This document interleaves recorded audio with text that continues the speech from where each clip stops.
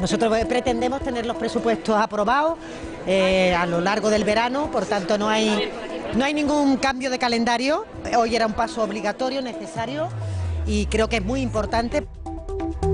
Buenas noches. El Gobierno se acerca un poco más a la meta de aprobar los presupuestos generales del Estado. El Congreso da luz verde a los objetivos de estabilidad presupuestaria de este ejercicio y la senda para el periodo de los próximos 3 años. Partido Socialista y Podemos ven como su primer proyecto sale adelante gracias a la abstención de los republicanos, que ha sido clave en esta votación. Los separatistas de Junts per Cat han votado por su parte en contra. De este modo muestran sus graves diferencias y vinculan la votación al diálogo que se produjo ayer en la mesa con el separatismo en el Palacio de la Moncloa. Tanto Esquerra como Junts per Cat habían pospuesto su decisión sobre el voto al encuentro con Cataluña y de nuevo Pedro Sánchez ha dado pasos para complacer al separatismo y así poder salirse con la suya.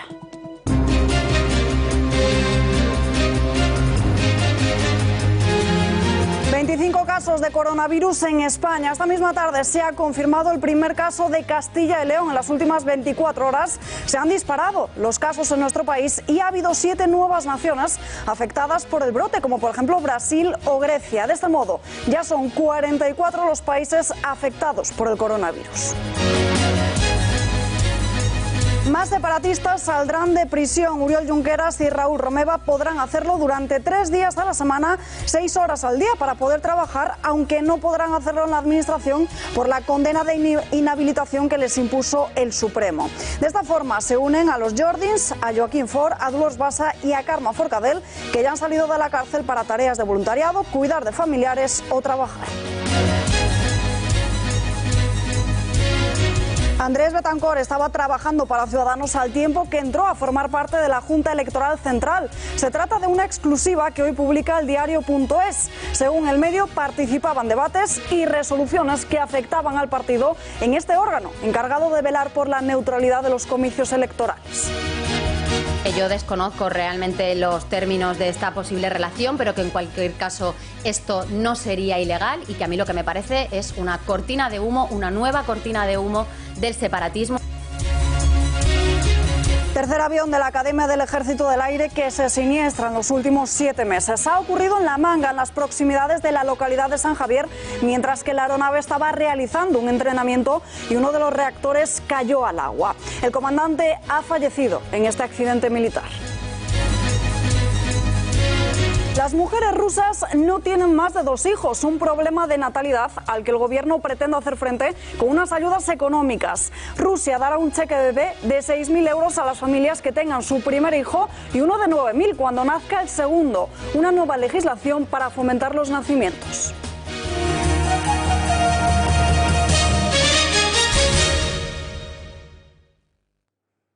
Madrid, Castilla y León y Valencia registran nuevos casos de coronavirus. Ya son 23 los positivos que hay confirmados en España. En el hospital de Torrejón de Ardoz se encuentra nuestro compañero Alberto Soto, donde uno de los últimos casos está en estado grave. Alberto Soto, ¿qué sabemos? Muy buenas noches. Sí, porque este hombre de 77 años está ingresado en la UCI, es por tanto el caso que más preocupa. Su estado por el momento es grave, pero sí hay que remarcar que tanto él como otro paciente que se encuentran aquí en este hospital de Torrejón de Ardoz ya presentaban patologías previas. Ingresaron en el centro hospitalario por una posible neumonía que esta madrugada pasada conocíamos que se convertía en coronavirus tras hacerles las pruebas. De momento las autoridades están investigando cuál puede ser el foco de este nuevo contagio, porque ambos manifiestan que no han estado fuera de España y que tampoco han tenido contactos con personas que pudiesen transmitirles el coronavirus. También se está estudiando a su entorno familiar, a su círculo más íntimo, para decir que no han sido tampoco contagiados. Están esperando de momento esas pruebas. Los otros 2 positivos que conocíamos en Madrid evolucionan favorablemente en el Hospital Carlos III de aquí, de la capital. De momento, 23 casos confirmados en España, pero las autoridades siguen haciendo una llamada a la calma. La inmensa mayoría de los pacientes con coronavirus es una enfermedad leve. Ellos tienen básicamente fiebre y síntomas respiratorios superiores, tos. Muchos pacientes están ingresados porque, siguiendo las instrucciones de la Dirección General de Salud Pública, están ingresados por aislamiento, pero realmente por situación médica no necesitarían estar en el hospital. Por lo tanto, hay que descartar ese alarmismo. Ayer les contábamos ese caso de ADG de Tenerife, un médico italiano que llegaba a nuestro país y contagiaba también a su esposa y a otros 2 turistas. Por ello, se ponían en cuarentena, en aislamiento, a todo un hotel con cerca de 700 turistas. Pues bien, hoy hemos conocido que el Consejo de Canarias, desde ese gobierno, ya pueden salir 130 personas. Dicen que alegan que tienen un sitio para quedarse en Tenerife, por lo tanto van a estar controlados. El resto de turistas que han permanecido durante estas semanas aislados en ese hotel tienen que permanecer allí porque dicen las autoridades que si vuelven a sus países no se confirma que puedan seguir siendo evaluados por el posible coronavirus, aunque de momento todos se presentan asintomáticos. Pero todos esos turistas o clientes o huéspedes, todos están asintomáticos. Los demás no se van porque no tenemos seguridad de que se produzca el seguimiento activo en el traslado a sus países. Y hoy han aterrizado en Madrid, en la base aérea de Torrejón de Ardoz, 5 españoles que han sido repatriados de diferentes partes del mundo. Según el gobierno, también se presentan asintomáticos, pero como hay que seguir los protocolos, van a pasar una cuarentena de 14 días, como ya lo hicieron los que llegaron a nuestro país el pasado mes de enero. De momento, dicen, por precaución. También lanzan un mensaje a la calma. Se están agotando esas mascarillas, dicen las autoridades, que no son efectivas si no se tienen síntomas. Simplemente valen para las personas que ya están contagiadas para prevenirse de contagiar al resto de ciudadanos. De momento, en China el balance sigue siendo positivo. Dicen que aunque hay casos todavía, el número se está reduciendo. Un balance positivo que llama a la calma. A nivel global tenemos una evolución muy favorable en China, mantiene la tendencia de estos últimos días, si no me equivoco podemos hablar incluso ya de las últimas 2 semanas, a la baja. En Hubei hay cada vez menos casos, ahora mismo estamos pasando de los varios miles que había hace unas semanas, estamos viendo alrededor de 400 casos como máximo en Hubei, en toda la provincia. Es decir, la situación es radicalmente diferente. Por lo tanto, mensaje a la calma, tranquilidad, y nosotros seguiremos aquí en ese hospital de Torrejón muy pendientes de estos 2 nuevos casos que hemos conocido esta pasada madrugada. Gracias, Alberto, y hablamos ya con Víctor Jiménez Cid, catedrático de Microbiología de la Universidad Complutense de Madrid. Señor Jiménez, muy buenas noches. Hola, buenas noches. La Organización Mundial de la Salud ha pedido estar preparados ante una potencial pandemia. ¿Ha generado más alerta cuando sabemos que hay más muertos por gripe común? Bien, vamos a ver, lo primero es que la OMS todavía no ha declarado un estado de pandemia, que digamos que sería la fase más severa de todo lo que son los estados de alerta epidemiológica, pero efectivamente no estamos ante un virus que sea muy distinto a la gripe común en cuanto a su peligrosidad. También es cierto que hay varios tipos de gripe según los que circulen cada año y que a veces se generan nuevos tipos de virus de gripe pandémica que son incluso más peligrosos de lo que es este coronavirus. Entonces estaríamos hablando de un tipo de infección que va a afectar de manera grave pues a una proporción de pacientes pues sí, similar a lo que sería una gripe común. ¿Qué diferencia hay entonces entre una gripe y una pandemia? Vamos a ver, la gripe es una pandemia. Una pandemia es un término epidemiológico que se refiere a cualquier infección, a cualquier enfermedad infecciosa que se disemina a nivel global, es decir, que está presente al menos en la estación correspondiente en todo el globo. Entonces, bueno, pues la gripe es una pandemia. De hecho, hay virus pandémicos de gripe, que son los virus A característicamente, que bueno, pues se extienden por todo el globo. El caso del coronavirus pues ha empezado siendo una epidemia local, un pico epidémico en Wuhan, en China, y se ha ido extendiendo y bueno, pues podíamos llegar a un escenario pandémico, que es lo que las medidas de contención que están aplicando los distintos países están intentando evitar para confinar los casos y para evitar que se generalice.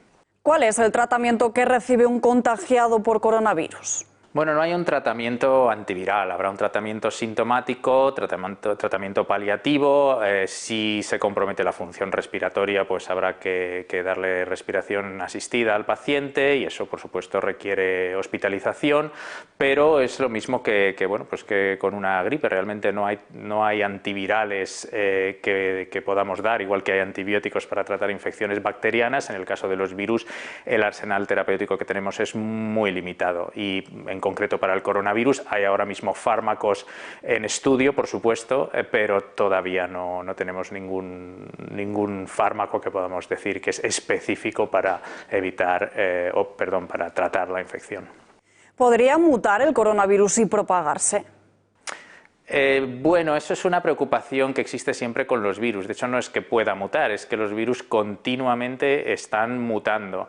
Lo más normal es que esas mutaciones lo vayan haciendo, digamos, menos virulento, menos agresivo, porque no olvidemos que esto ha saltado desde los animales y entonces después de ese salto de especie el virus se va adaptando a la nueva especie, en este caso la especie humana, y al principio suelen ser más virulentos, o sea que lo más normal es que vaya mutando, vaya adaptándose a la especie y bueno, pues acabe probablemente incluso perdiendo virulencia. De hecho, tenemos el precedente del SARS, que es el coronavirus anterior, que surgió en el año 2002-2003, también en China, que era bastante más agresivo que bastante más virulento, aunque menos transmisible, y a posteriori, cuando se han estudiado pues el genoma del virus en distintos estadios del pico epidémico, pues se vio que mutó e incluso perdió una zona de un gen pues que afectaba también a su capacidad de replicación y demás, es decir, que sí, que vamos a esperar que mute, pero lo más normal es que esas mutaciones no aumenten el nivel de peligrosidad, aunque son bastante imprevisibles los virus en ese sentido. Desde Sanidad aseguran que las mascarillas no son necesarias. Entonces, ¿mascarillas sí o no? Vamos a ver, lo que tenemos que hacer es obedecer a lo que digan las autoridades sanitarias. Si dice que las mascarillas no son necesarias, eso implica que la población general no tiene indicado el uso de mascarillas en su día a día, hasta que eso se indique por las autoridades sanitarias, como ha ocurrido en China, etcétera, etcétera. Lo que sí probablemente veremos es que al menos el personal que trabaja en los centros de atención sanitaria, cuando atienda posibles casos de enfermedades o de infecciones respiratorias, de pacientes que acudan a los centros de salud, a los hospitales, bueno, pues ellos mismos tendrán probablemente que tomar precauciones y llevar mascarillas, o sea que lo que tendremos que hacer es aplicar los protocolos que nos van diciendo las autoridades sanitarias. La mascarilla, desde luego, previene el contagio porque se transmite por vía respiratoria, por inhalación de gotículas, entonces toda barrera que pongamos a una persona enferma va a impedir que esas gotículas salgan al ambiente y las respiren otras personas. E igual, pues ciertas mascarillas que impiden el paso de esas gotículas de pequeño tamaño, pues impedirán el contagio a las personas que la lleven, son eficaces. ¿Es cierto que animales y bebés son inmunes? Bueno, vamos a ver, los virus son bastante, digamos, finos a la hora de infectar a una especie en concreta. Este virus probablemente procede de un animal, ha dado un salto por mutación a la especie humana, se ha adaptado a la especie humana y probablemente pues podría replicarse en otros animales, eso no lo sabemos ahora, pero en principio un virus que se adapta a una especie normalmente infecta solo a esa especie. Y lo que sí se ha visto es que efectivamente hay una relación entre la edad y la capacidad, facilidad de contagio o al menos de desarrollo de una enfermedad sintomática. Hay muy pocos casos en jóvenes y prácticamente no hay casos en niños. Eso no significa que no se infecten con el virus, sino que desarrollan probablemente una enfermedad muy leve o asintomática. Luego hay una relación entre la gravedad de la infección por este coronavirus y por los otros también, por el SARS, por ejemplo, y la edad de las personas. Cuanto más avanzada edad, más riesgo hay de sufrir una infección más severa. ¿Quiénes son los pacientes más vulnerables? En Italia las muertes que se han registrado eran personas de avanzada edad o que tenían ya un estado de salud bastante crítico. Bueno, parece ser que solo el 20% de las personas que desarrollan la enfermedad desarrollan un cuadro grave, un cuadro bueno, pues o neumónico o que se presta a complicaciones. Claro, ¿quiénes son las personas que están en riesgo? Pues las que tienen una salud débil, las que tienen un sistema inmunitario poco competente, comprometido por alguna enfermedad de base o problemas cardiorrespiratorios de base. Un cuadro neumónico en una persona sana, pues bueno, normalmente su sistema inmunitario puede con él y al final resuelve, pero en una persona que tiene una enfermedad de base por su edad o por su estado de salud, un cuadro neumónico puede ser muy grave y estas son las personas que están en riesgo y el grueso de los fallecimientos se está produciendo precisamente en este tipo de personas, claro. El coronavirus es como la varicela, es decir, que una vez que la pasas ya no la vuelves a tener. En principio sí, todavía no sabemos exactamente qué va a pasar con este virus, pero una vez que desarrollamos una respuesta inmunitaria, desarrollamos una memoria y siempre nuestro sistema inmunitario recuerda ese virus y no permite una nueva infección por el mismo virus. Lo que pasa es que los virus van mutando, van cambiando y es posible que cambien su cara y en el futuro no sean reconocidos por el sistema inmunitario. Eso es lo que ocurre con la gripe, por eso hay que vacunarse cada año con la vacuna que nos aconsejan, que se parece más a los virus que van a venir. Pero en realidad la mayoría de los virus, por ejemplo, como mencionas el de la varicela, pues una vez que lo has pasado o si estás vacunado, estás protegido para siempre. Víctor Jiménez, gracias y muy buenas noches. Gracias a vosotros. El Gobierno allana el camino para poder aprobar los presupuestos generales del Estado. El Pleno del Congreso ha aprobado este jueves la nueva senda de estabilidad presupuestaria, incluido el techo de gasto del Estado de no solo este año, tal y como se había anunciado, sino también del próximo 2021, 2022 y 2023. La ministra de Hacienda, María Jesús Montero, ha celebrado que ya hay menos obstáculos para aprobar las cuentas. Nosotros pretendemos tener los presupuestos aprobados a lo largo del verano, por tanto no hay ningún cambio de calendario. Hoy era un paso obligatorio, necesario, y creo que es muy importante porque no solo es el primer paso para la elaboración de los presupuestos, sino que también permite a las administraciones territoriales, entidades locales y comunidades autónomas mejorar su perspectiva y por tanto tener más capacidad, más margen para satisfacer las necesidades de los ciudadanos. El primer proyecto del Gobierno de coalición comienza a andar gracias a la abstención de los republicanos. Esquerra valida el techo de gasto vinculando el sentido de voto a las conversaciones de ayer en el Palacio de la Moncloa, al igual que ha hecho Junts per Cat, que ha depositado su voto en contra.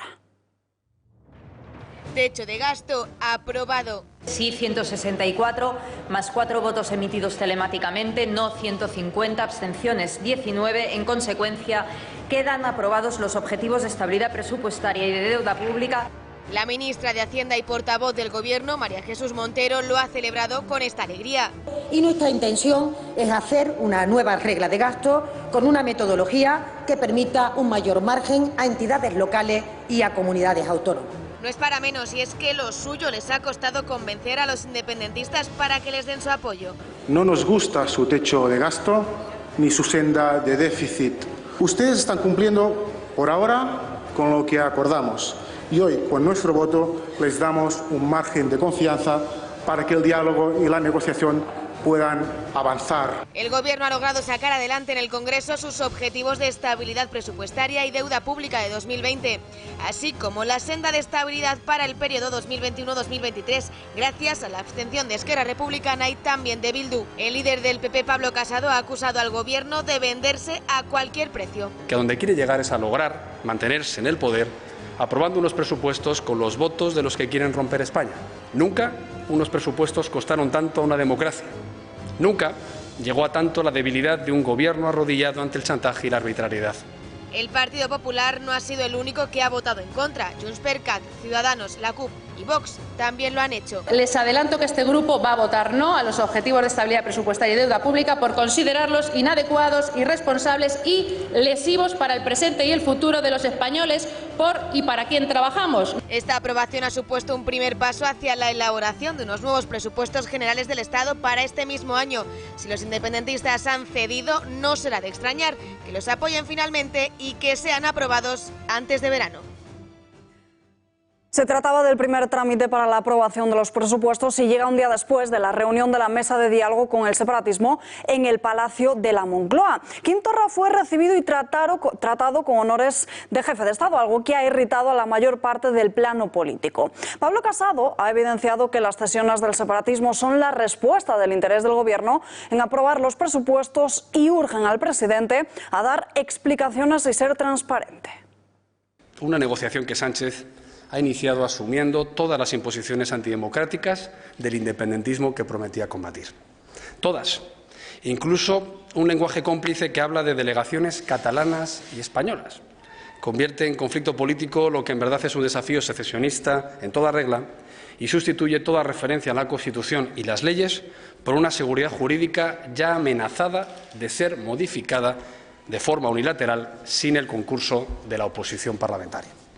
Sánchez, por tanto, ha roto irresponsablemente el consenso constitucional y lo ha hecho porque ningún Gobierno está legitimado para conceder estatus negociador a quien le plantea, en el orden del día de una negociación, la autodeterminación de una parte del Estado español y la ruptura de nuestra integridad territorial.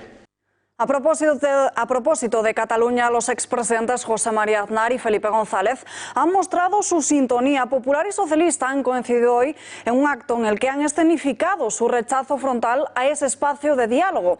Aznar lanzó el guante y González lo recogió rechazando las concesiones del Ejecutivo a la Generalitat. Es una performance para lo que viene después en el otoño de elecciones catalanas en una pelea de división entre ellos. Todo el mundo sabe que no hay espacio de amnistía, todo el mundo sabe que no hay espacio de autodeterminación y si a alguien se le ocurre reformar la Constitución para que haya un espacio para la autodeterminación, yo haré campaña en contra y votaré en contra. Lo que pasó ayer me parece que tiene muy graves consecuencias. No es que no tuviese consecuencia de que no se produjo ninguna consecuencia en ese término, es decir, no se produce ningún acuerdo, no se produce ningún acuerdo. El solo hecho de la reunión es un elemento simplemente devastador para el sistema institucional español.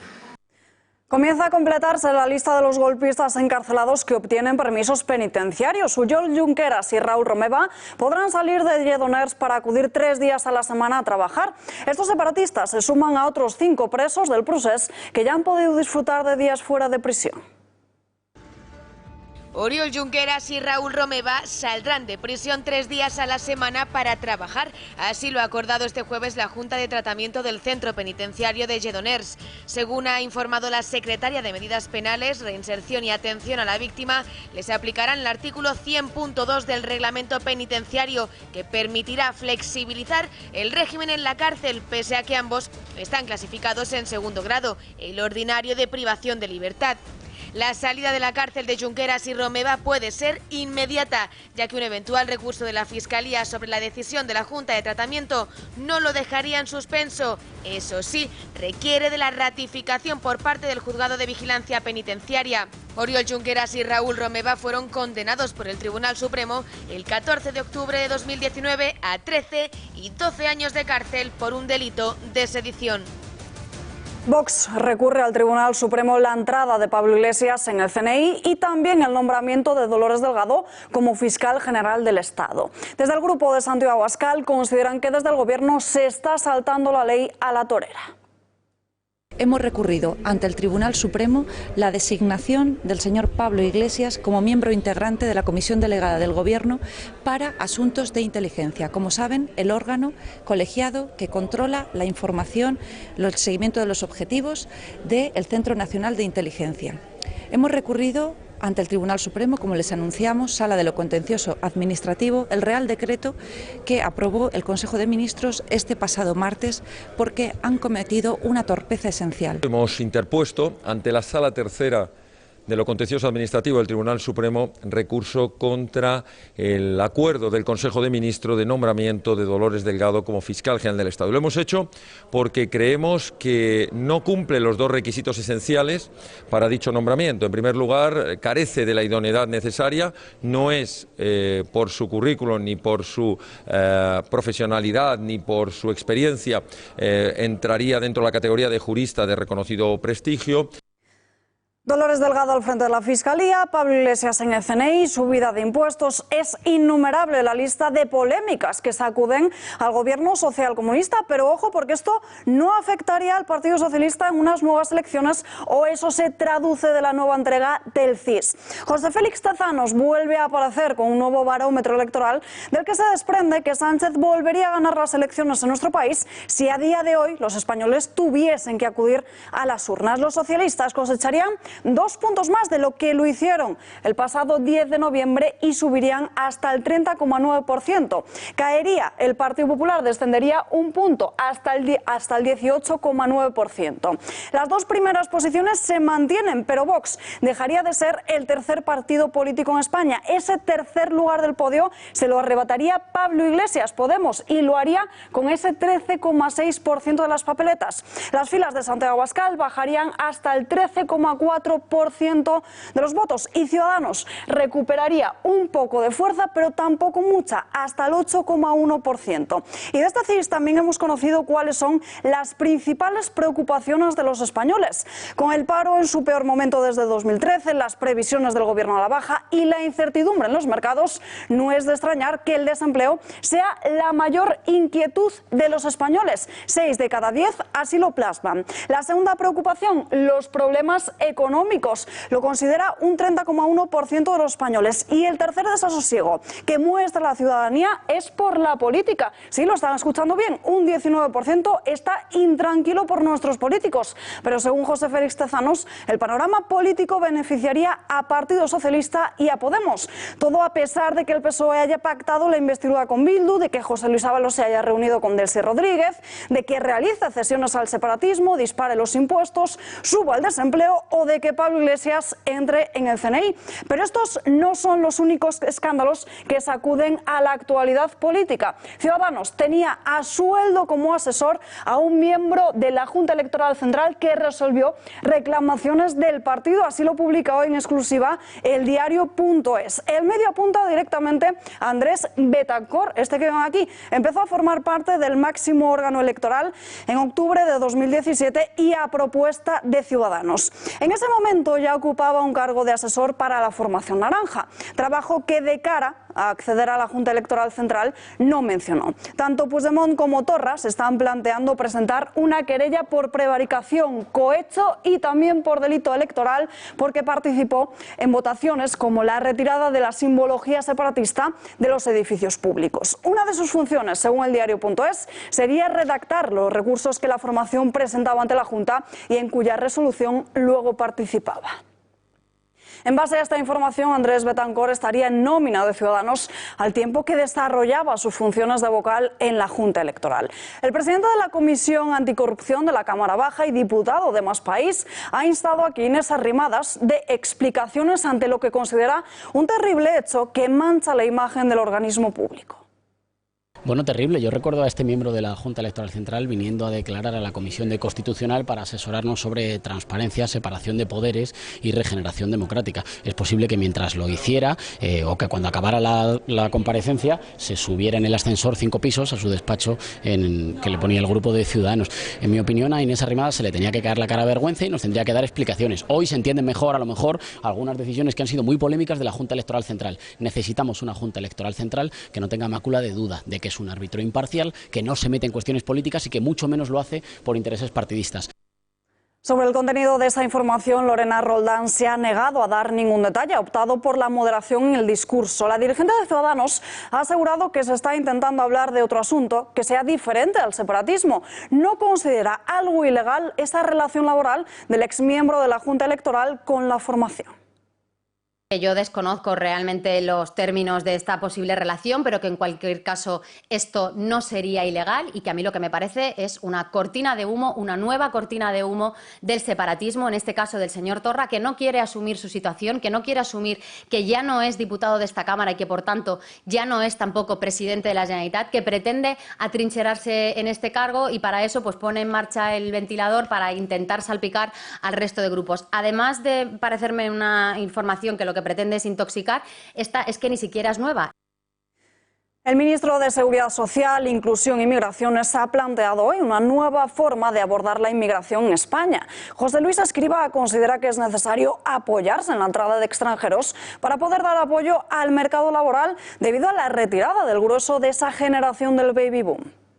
36 millones. La pregunta que tenemos que hacernos es si el flujo migratorio hubiera sido cero neto, como decían aquellos estudios que se hicieron a mediados de los 90, no ya cuál sería nuestro sistema de pensiones hoy, cuál sería nuestro estado del bienestar con 39 millones de personas. Que vamos a necesitar realmente que nos ayuden desde fuera a mantener nuestra población de trabajar, porque es inevitable. La prioridad tiene que ser dar oportunidades de trabajo a los españoles que no la tienen, y son muchos y muchos en algunas regiones. Pero al mismo tiempo que esto es así, tenemos que ser conscientes que esto que viene hacia adelante, a partir de dentro de 5 o 6 años, va a ser creciente en el tiempo. Y España a veces ha tenido problemas por no mirar largo y no tener una visión de largo plazo y solamente concentrarse en la gestión del corto. Y tenemos ya aquí con nosotros a Serafín Giraldo, portavoz policial de UFP. Serafín, muy buenas noches. Hola, muy buenas noches. Bueno, acabamos de escuchar esas palabras del ministro que dice simplificar los procedimientos. ¿Conllevaría esto muchos más problemas? Sin duda alguna. Vamos a ver, lo que ha dicho el ministro es nada. Así lo vienen diciendo todos los políticos hasta ahora, que hay que simplificar los procedimientos, y lo que está diciendo, en definitiva, es que en vez de establecer los registros de entrada o los trámites de entrada tal y como están ahora, es decir, exigir una documentación, no estar inscrito en una lista de no admisibles y demostrar efectivamente y documentalmente que se viene a España pues a trabajar o por un tiempo determinado, lo que ha dicho es que se debe hacer por un contingente. Contingente significa hacerlo a través de nuestras embajadas, concertar con un país tantos inmigrantes que vengan a España. Esto se lleva diciendo desde que yo conozco y estudio el derecho de extranjería y nunca se ha hecho. Viene a repetir lo que siempre se viene diciendo.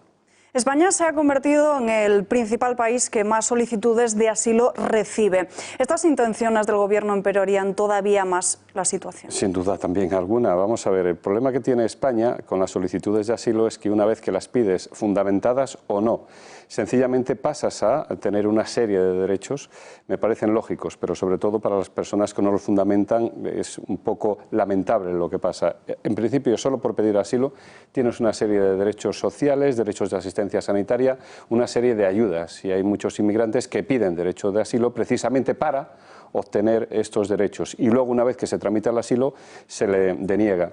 Este sistema que propone el ministro, pues en principio no afectaría al asilo, lo que tiene es que arreglar cómo se pide el asilo y sobre todo estos derechos que se conceden muchas veces gratuitamente. Malestar en la policía por esas declaraciones de Irene Montero cuando aseguraba que a las víctimas de una violación se les preguntaba si llevaban minifalda. ¿Es esto cierto? Vamos a ver, lo que ha hecho Irene Montero es demostrar sobre todo un desconocimiento y una ignorancia lamentables, un desconocimiento y una ignorancia de cómo funciona el proceso judicial, de cómo funciona el organismo judicial y de cómo funcionan las denuncias ante la Policía Nacional de una persona que ha sido violentada o agredida sexualmente. Es un insulto lo que ha realizado hacia mujeres, precisamente mujeres que son juezas y mujeres que trabajan como policías atendiendo a víctimas que han sido, vuelvo a incidir, violentadas o violadas. En determinados casos, sí que es cierto, en determinados casos, vuelvo a incidir y vuelvo a repetir por tercera vez, en determinados casos hay que preguntar por cómo va vestida esa persona y por las circunstancias de la violación. Y voy a poner un ejemplo. Si viene a una oficina de denuncias donde es atendida por una mujer, vuelvo a incidir, una persona, una mujer que ha sido violada y dice que en 10 minutos la han violado a la entrada en su portal, y esto puede suceder, hay que preguntarle por las circunstancias, hay que preguntarle por cómo iba vestida. ¿Por qué? Porque en el proceso penal posiblemente se lo vuelvan a preguntar. Y no es lo mismo en 10 minutos acabar o atentar contra la libertad sexual de una persona que lleve falda que con una persona que lleve un pantalón y unas prendas difíciles de quitar, como pueden ser unos zapatos con cremallera y demás. Es lógico preguntarlo. El problema es lo que infiere la ministra al decir que lo preguntamos. Creo que la ministra tiene unos prejuicios tremendos, creo que la ministra tiene unos sesgos tremendos hacia la policía y hacia el sistema judicial, y debería hacérselo mirar. ¿Cuál es el protocolo policial y los derechos de una mujer víctima que se presenta en comisaría? Es sencillo. En primer lugar, tiene que ser atendida por personal especializado, personal que pasa unas pruebas de especialización, personal en su mayoría femenino. Y lo primero que se le hace a una mujer que llega violentada o agredida sexualmente es por quién quiere ser atendida, por una mujer o por un hombre. Y a partir de ahí a esa persona se le hace una entrevista reservada, se le dan una serie de derechos, se le informa de todos sus derechos, se le da una asistencia prioritaria. En definitiva, la atención hacia esa mujer que ha sido maltratada, no solo física, sino psíquicamente, es prioritaria y desde luego por profesionales, en muchas ocasiones mujeres o en su mayor parte mujeres. ¿Cuántas denuncias diarias se toman de media en España? Pues mira, no es alarmante si lo comparamos con otros países. En España tenemos 1.200 denuncias anuales, es una media más o menos, de violaciones. Desde luego, si ponemos los delitos contra la libertad sexual, aumentan a las 2.000 más o menos. Pero si comparamos con poblaciones o con países como Francia, donde se producen unas 12.000 violaciones al año, o con países como Estados Unidos, donde tienen un 93, creo recordar, por cada 100.000 habitantes, mientras que en España tiene un tercio menos. España es un país que, es verdad, pues no tenemos un alto índice de violaciones. Y si la comparamos con países como Suecia, Noruega o Finlandia, la verdad es que estamos muy bien considerados a estos efectos. Y ya por último, hablamos de otro asunto del que todo el mundo está muy pendiente, que es el coronavirus. ¿Cuál es el protocolo policial que se sigue? Sobre el papel es un protocolo muy bonito. Sobre el papel se nos informa de que tenemos que llevar mascarilla, de que tenemos que asearnos, de que tenemos que llevar guantes, se nos informa de que es el coronavirus, hay un tríptico especial para la policía. La verdad es que está muy bien, pero en principio solo se está aplicando en determinados lugares, como son lugares sensibles, eso sí que es cierto, como son los aeropuertos y las zonas de tránsito internacional. No sé si estaríamos preparados ahora mismo para lo que ha pasado, por ejemplo, en el norte de Italia. Ahora mismo creo que la policía necesita medios para combatir esta enfermedad, para combatir este virus, si se produce, por ejemplo, en Madrid o en grandes ciudades. Lo que ha pasado en Italia, ahora mismo no estamos preparados en la policía, no tenemos medios suficientes en la policía para atenderlo. Es decir, que este protocolo es insuficiente. Desde luego que sí, sobre todo viendo lo que está pasando en otros países. O sea, el virus no entra por las fronteras, es que el virus, lo que ha pasado en Italia, es que se ha instalado en una ciudad y se ha difundido en una ciudad. Ahora mismo mis compañeros en Madrid que están patrullando, que tienen que atender a las víctimas, que tienen que atender a las personas que puedan sufrir esa enfermedad, incluso transportarlas a los hospitales o ayudarlas o sencillamente estar frente a ellas, no tienen medios suficientes para atenderlas, ni para prevenir ellos. Pues Serafín Giraldo, muchísimas gracias por estar aquí con nosotros. Muy buenas noches. Un placer. Nuevo accidente militar aéreo en La Manga, muy cerca de la localidad murciana de San Javier. La unidad acrobática se ha estrellado cuando estaba realizando un entrenamiento y uno de los reactores ha caído al agua. Por el momento se desconocen las causas. El comandante Eduardo Garbalena Crespo ha fallecido a causa de este siniestro. El avión accidentado es un C-101, el caza que se usa habitualmente para los pilotos de Patrulla Águila y con el que entrenan los alumnos de la Academia del Ejército del Aire. Este es el tercer siniestro que sufre una aeronave de la Academia en los últimos 7 meses.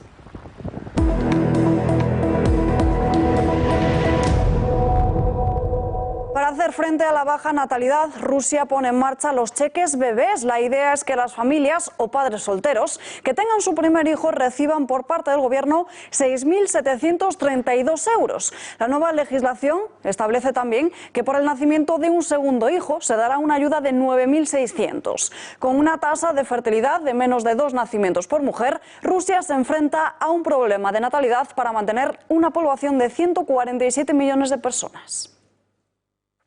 Como ya es tradición, cada mes de febrero, Arco aterriza en Madrid. Se trata de una de las ferias de arte contemporáneo internacional más importante y prestigiosa del sector.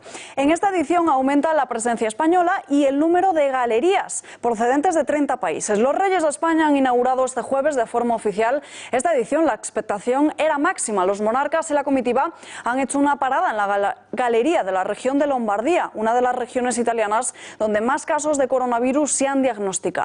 Estará en la capital hasta el próximo 1 de marzo y la obra más cara se trata del retrato de Jacqueline de Pablo Picasso, valorada en 7 millones de dólares. Este óleo fue pintado en 1957 y tiene como protagonista a la mujer que inspiró muchas pinturas realizadas por el español. No hay tiempo para más, volvemos mañana a las 8:30 con más información. Gracias por acompañarnos y muy buenas noches.